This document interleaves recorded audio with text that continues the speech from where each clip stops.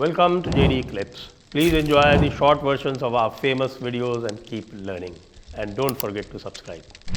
जब पाकिस्तान बना था तो पाकिस्तान में आउट ऑफ 575 12 जो आपके प्रिंसली स्टेट्स थे उन्होंने ज्वाइन किया था। उसमें जो पहले 3 थे वो थे चित्राल, दीर और स्वात, और तीनों इनके काबू से बाहर हैं इस वक्त। बिल्कुल।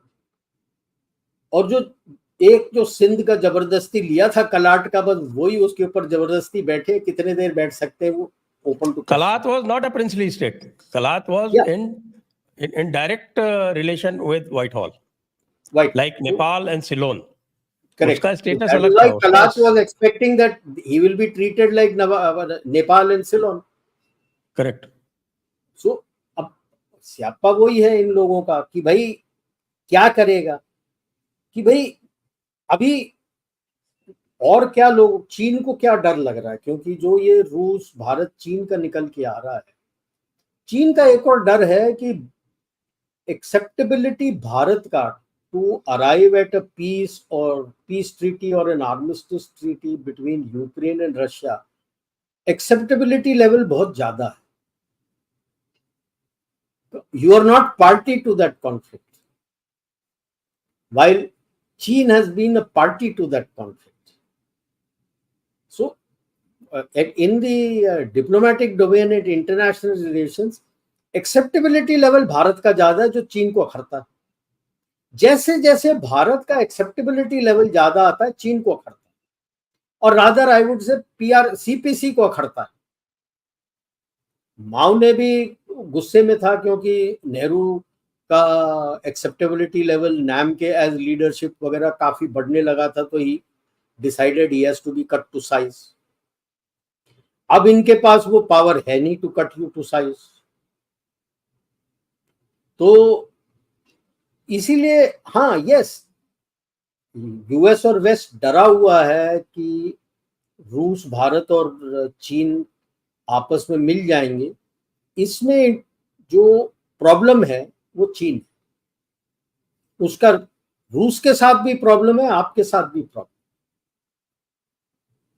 It is something like SAARC के अंदर the main reason SAARC collapsed is two. One is that Bharat has a border with all the states of SAARC.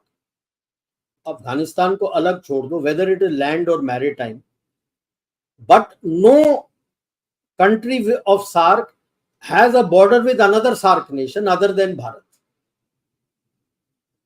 And number two, the main reason, the problem between Bharat and Pakistan, जो पाकिस्तान का illegal claim है on Kashmir. Right. Now you have a triangle of Bharat, India, China, where China has illegal claims against you and illegal claims against अपना Russia. Russia is also worried. China has kept claims on the Far East, Vladivostok region. हाँ, वो उन्होंने बंद नहीं किया है, वो live रखा है उसको। Yes, and 2013 में एकेडमी ऑफ साइंसेस का एक पेपर निकला था जो सीपीसी ने उसको रद्द नहीं किया है। 6 wars likely to be fought by China in this century. उसमें छठा war is on with Russia for the Far East. Correct. So that means you have illegal claims on that place and you have illegal claims on this place. And it is while we may say that it is the CPC today, but a lot of claims, excluding Russia, lot of claims which have come up in our area has been started by the ROC. ROC के time से वो है। वो अलग बात है कि ROC वो क्लेम करने के बाद वो सिविल वॉर में चले गए सीपीसी के साथ और हार गए। आपके वो 1913-14 वाली ट्रीटी तो आरओसी ने भी रिजेक्ट की थी ना। Yes, right. एंड जो आपकी शिमला पैक्ट एग्रीमेंट हुई थी वो तो आरओसी ने भी नहीं मानी थी। सेकंड चीज जो झूठ बोलता है पीआरसी कि शिमला एग्रीमेंट में they didn't accept the McMahon line, उनके साथ तो एग्रीमेंट था ही नहीं on McMahon line. That agreement was with Tibet, जो उसके रिकॉर्ड में लिखा हुआ है, अपने एमईए में भी है, हमारे मिलिट्री ऑपरेशंस में भी वो अवेलेबल है उसका कॉपी। जो उसने अपना ऑब्जेक्शन दिया था, उनके रेप ने, चिंग डायनेस्टी के जो एम्बेसडर थे वहां पे, जिन्होंने अपना वो दिया था the rejection of certain clauses, that was for the boundary between Tibet and China, because आमदो को दे रहे थे एंड खाम का भी काफी इलाका जो सिचुआन वगैरह प्रोविंस में आता था, that was old times Tibet का। उनको उस इनर बाउंड्री पे ऑब्जेक्शन था, तो उन्होंने सिग्नेचर में वो ऑब्जेक्शन दिया हुआ है उसके लिए। आज कह रहे हैं हमें मैकमोहन लाइन में ऑब्जेक्शन था, आपका अगर ऑब्जेक्शन था तो आपके चिंग डायनेस्टी ने तो लिखा ही नहीं है उसको। बट दैट अपार्ट, इन्होंने तो आरओसी ने तो पहले से शुरू किया था, वो हार गए और माओ के हाथ में था, तो वो उसने तो कब्जा ही कर लिया। अपने सिंकियांग और तिब्बत के ऊपर कब्जा तो माओ ने किया था, हालांकि क्लेम उसने किया था। लेकिन अभी जैसे हम सीपीसी को लेके लड़ते हैं कि 9 डैश लाइन उन्होंने दिया है, और भाई साहब चियांग काई शेक ने तो 11 डैश लाइन दिया था। 2 डैशेस थे वियतनाम के साथ हाईफोंग बे में। जब वियतनाम इनके नजदीक था और काफी हेल्प कर रहा था नॉर्थ वियतनाम को साउथ वियतनाम से लड़ने के लिए, तो हो ची मिन ने उनसे बोला था, यार अच्छा नहीं लगता, आपने तो हमारा इलाका भी क्लेम किया है। तब माओ ने वो 2 डैशेस थे इन हाईफोंग बे, उसको ड्रॉप किया था, तो 11 बिकेम 9।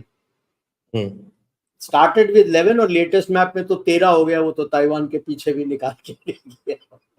अरे वो तो क्या है, वो तो आपको अंडमान को भी क्लेम कर लेगा, वो कुछ दिनों में यूएस को भी क्लेम कर लेगा कि भाई कैलिफोर्निया में पहले हम आए थे, यूएस वाले बाद में आए थे। वो तो कुछ भी कर लेगा।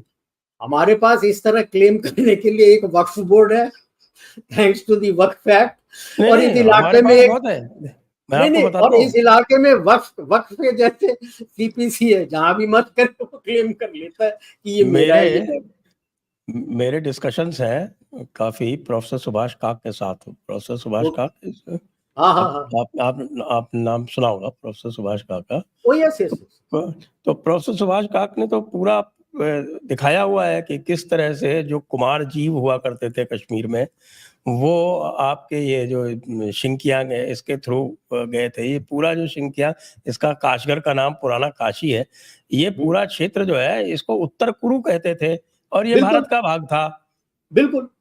तो अगर वो एंशिएंट क्लेम लाते हैं तो एंशिएंट क्लेम हम भी लाएंगे। पूरा शिंकियांग हमारा, तिब्बत हमारा। बोलिए सर, ये कैलाश मानसरोवर तो आप जानते ही हैं, कैलाश मानसरोवर तो कहने की आवश्यकता ही नहीं। केवल सिंकियांग ही नहीं, सिंकियांग के साथ आज का जो किर्गिस्तान है, ऑल दिस रीजन इज उत्तर कुरु। हाँ, उस उत्तर कुरु क्या है, कैस्पियन तक उत्तर मात्र है। उत्तर कुरु और उत्तर मात्र पूरा दोनों हमारा है। टिल तुर्कमेनिस्तान, हाँ, वहाँ कैस्पियन सी तक, कश्यप सागर बोलते हैं। बिल्कुल कंप्लीट सेंट्रल एशियन स्टेट्स के हमारे उस टाइम के नाम वगैरह हैं।